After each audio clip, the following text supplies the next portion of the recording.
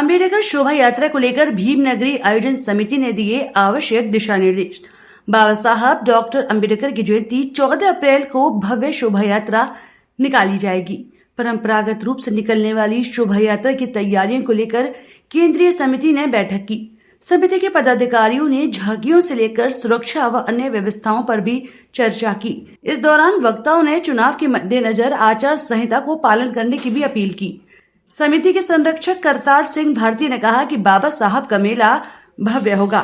महामंत्री धर्मेंद्र सोनी ने बताया कि शोभा यात्रा के साथ साथ भीम नगरी भी ऐतिहासिक होगी। साथियों, सर्वविदित है कि डॉक्टर बाबा साहब जयंती के अवसर पर 14 अप्रैल को शोभा यात्रा आगरा के 14 किलोमीटर मार्ग पर बड़ी धूमधाम के साथ निकलती है। इस आयोजन में लाखों लोग आसपास के जिलों के भी और आगरा के भी शामिल होते हैं।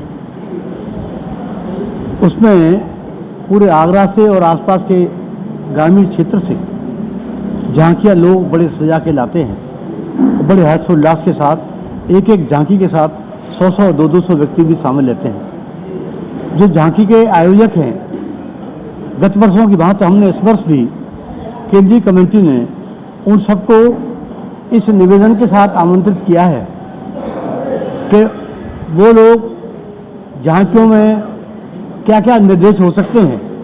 आचार संहिता लग चुकी है, इसका भी हमें पूर्ण पालन करना है।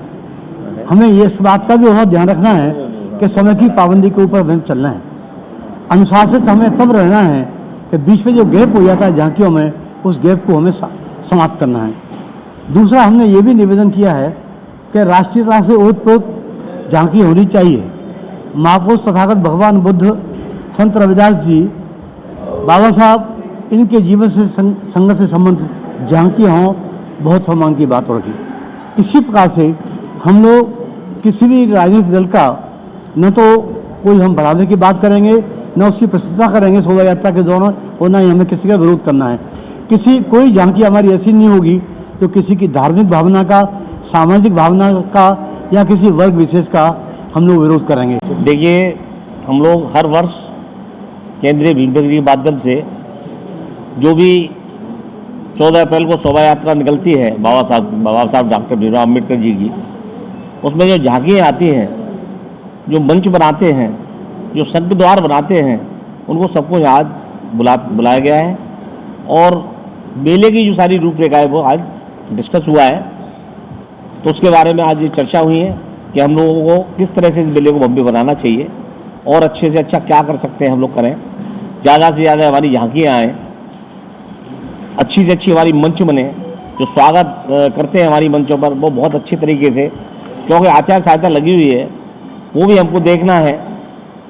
जैसे भारती ने बताया कि हमने ये भी बताया है कि कोई ऐसी झांकी ना हो जो किसी को ठेस पहुंचाए, किसी भी समाज को, और उसी तरह से हमने आज ये विचार किया है। और ख़ास करके जो झांकियाँ हैं, जो एक टाइम है जो हम लोग बहुत लेट हो जाते हैं, उसके लिए हमारी कोशिश रहेगी कि इस बार हम झांकियाँ 6 बजे से प्रारंभ कर दें। नाला काजीपाड़ा से जो हमारा मुख्य हाथी है वो निकलता है, उसके बाद में केंद्रीय कमेटी के जो हाथी स्वरूप है वो निकलता है, क्योंकि केंद्रीय कमेटी का हाथी हम लोग इस बार 6 बजे बिल्कुल तैयार कर देंगे और 7 बजे तक हम लोग वहाँ से आगे ले चलेंगे, शोभा यात्रा में सम्मिलित कर देंगे। नाला काजीपाड़ा से सक्सेरिया जी उसके अध्यक्ष हैं, उनसे भी हमने कहा है, उनसे भी बातें हुई है कि वो भी अपने हाथी जल्दी से जल्दी ले आएँ और हम लोग शोभा यात्रा जल्दी स्टार्ट कर दें। खास करके जो हमारी शोभा यात्रा में जो गैपिंग रहता है, 1-1 किलोमीटर का जो गैप रह जाता है, जैसे कि हमारे भाई बता रहे थे कि इतना लेट हो गए कि वो रात को 2 बजे तो उन्होंने शोभा यात्रा मार्ग पर लेके आए, जहाँ मदीना होटल से चालू होती है शोभा यात्रा।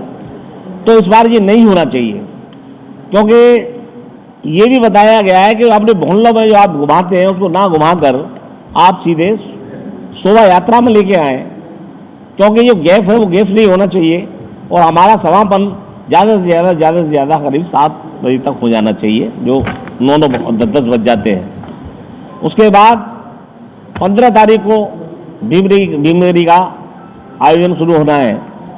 15 तारीख बैठक में आगरा के विभिन्न कोनों से आए बाबा साहब के अनुयायी मौजूद रहे।